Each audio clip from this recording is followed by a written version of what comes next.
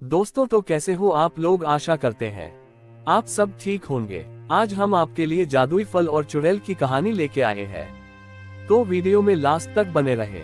अगर वीडियो अच्छी लगे तो लाइक करना ना भूले। तो चलिए बिना किसी देरी के शुरू करते हैं। जादुई फल और चुड़ैल की कहानी। एक बार की बात है, एक घने जंगल के किनारे एक छोटा सा गांव हुआ करता था। उस गांव में एक गरीब लेकिन मेहनती किसान मोहन अपनी पत्नी और छोटे बेटे के साथ रहता था। मोहन के पास थोड़ी सी जमीन थी, लेकिन वह इतनी उपजाऊ नहीं थी कि उसका परिवार आराम से जीवन बिता सके। जंगल का डर। गांव के लोग जंगल से डरते थे क्योंकि वहां के एक हिस्से में एक पुरानी हवेली थी।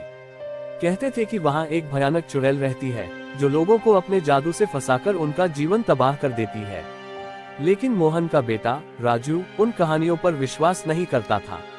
वह हमेशा सोचता, क्या सच में चुड़ैल होती है या ये सिर्फ कहानियां हैं। जादुई पेड़ की खोज। एक दिन मोहन की फसल पूरी तरह से सूख गई। परिवार के पास खाने के लिए कुछ नहीं बचा।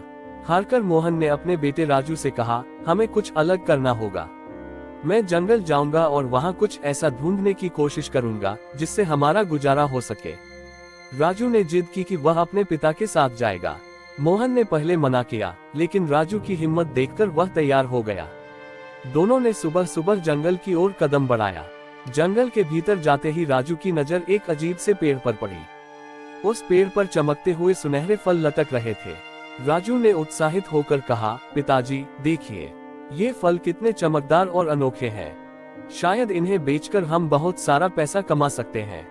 चुड़ैल की चेतावनी। मोहन और राजू जैसे ही पेड़ के पास पहुंचे, अचानक एक भयानक आवाज गूंजी, रुक जाओ। दोनों ने डरकर इधर उधर देखा। तभी एक काले कपड़े में लिपटी चुड़ैल सामने आ गई। उसकी लाल आंखें और डरावनी हंसी ने दोनों को सहमा दिया। चुड़ैल बोली, ये जादुई पेड़ मेरा है। इसके फल को छूने की कोशिश भी मत करना, वरना बर्बादी तुम्हारे घर का रास्ता ढूंढ लेगी। मोहन ने डरते हुए कहा, हम भूखे हैं, हमें इन फलों की जरूरत है, कृपया हमें कुछ फल लेने दें। चुड़ैल हंसते हुए बोली, ठीक है, मैं तुम्हें एक मौका देती हूँ, लेकिन शर्त यह है कि तुम्हें मेरी 3 पहेलियों का जवाब देना होगा। अगर सही जवाब दिया तो ये फल तुम्हारे, लेकिन अगर गलत जवाब दिया तो मैं तुम्हारी आत्मा को कैद कर लूंगी। पहली पहेली। चुड़ैल ने अपनी पहली पहेली पूछी, मैं ऐसी चीज हूँ जो कभी नहीं रुकती, हर पल चलती रहती हूँ। मुझे पकड़ने की कोशिश करो, लेकिन मैं हाथ नहीं आती हूँ। मैं कौन हूँ? राजू ने तुरंत जवाब दिया, वक्त। चुड़ैल मुस्कुराई और बोली, ठीक है, यह सही उत्तर है। अब दूसरी पहेली सुनो। दूसरी पहेली। मैं बिना पंखों के उड़ सकती हूँ, बिना पैरों के दौड़ सकती हूँ। मुझे छूने की कोशिश करो तो मैं गायब हो जाती हूँ। मैं कौन हूँ? मोहन जवाब नहीं सोच पाया, लेकिन राजू ने कहा, हवा। चुड़ैल ने उसे गौर से देखा और कहा, तुम होशियार हो। अब आखिरी पहेली सुनो। तीसरी पहेली। मैं तुम्हारे पास हूँ लेकिन तुम मुझे देख नहीं सकते। मैं तुम्हें छोड़ दूं तो तुम जी नहीं सकते। मैं कौन हूँ? इस बार राजू और मोहन दोनों सोच में पड़ गए, लेकिन कुछ पलों के बाद राजू ने कहा, सांस। चुड़ैल गुस्से में आ गई क्योंकि राजू ने तीनों पहेलियों का सही उत्तर दिया था।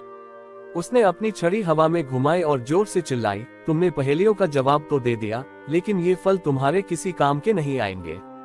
जादुई फल का असर। चुड़ैल गायब हो गई और मोहन और राजू ने पेड़ से फल तोड़ लिए। वे खुशी खुशी गांव लौटे। उन्होंने सोचा कि अब उनका जीवन बदल जाएगा, लेकिन जैसे ही मोहन ने फल को बाजार में बेचना चाहा, कोई भी उसे खरीदने के लिए तैयार नहीं हुआ। हर कोई कहता, ये फल तो देखने में ही अजीब लगते हैं, कौन जाने ये खाने लायक भी हैं या नहीं। मोहन और राजू मायूस हो गए। उन्होंने एक दिन फल को खाने की कोशिश की। जैसे ही उन्होंने फल खाया, उन्हें एहसास हुआ कि उनके अंदर अजीब सी शक्ति आ गई है। अब मोहन अपनी सूखी जमीन पर फसल उगाने लगा और राजू को अपने हर काम में सफलता मिलने लगी। चुड़ैल का संदेश। कुछ दिनों बाद चुड़ैल एक बार फिर प्रकट हुई। उसने कहा, मैंने तुम्हें ये फल इसलिए दिया क्योंकि तुम्हारी मेहनत और बुद्धि ने मुझे प्रभावित किया। ये फल तुम्हें बर्बादी से बचाने के लिए थे, लेकिन याद रखना, इनका उपयोग केवल अच्छे कार्यों के लिए करना। राजू ने वादा किया कि वे इन शक्तियों का उपयोग केवल दूसरों की मदद के लिए करेंगे। निष्कर्ष। उस दिन के बाद मोहन और राजू ने अपनी जिंदगी बदल दी। वे अपनी मेहनत और ईमानदारी से न केवल अपना जीवन खुशहाल बना सके, बल्कि गांव वालों की भी मदद की। उनकी कहानी गांव में प्रेरणा का स्रोत बन गई। ये कहानी हमें सिखाती है कि चाहे परिस्थितियां कितनी भी कठिन क्यों न हो, बुद्धिमानी और मेहनत से हर समस्या का हल निकाला जा सकता है। साथ ही हमें हमेशा अपने काम का उपयोग दूसरों की भलाई के लिए करना चाहिए। अगर आपको हमारी ये वीडियो अच्छी लगती है तो हमारे वीडियो को लाइक करो, कमेंट करें और हमारे चैनल को सब्सक्राइब करना ना भूलें। ऐसे वीडियो हम आपके लिए लाते रहेंगे। धन्यवाद।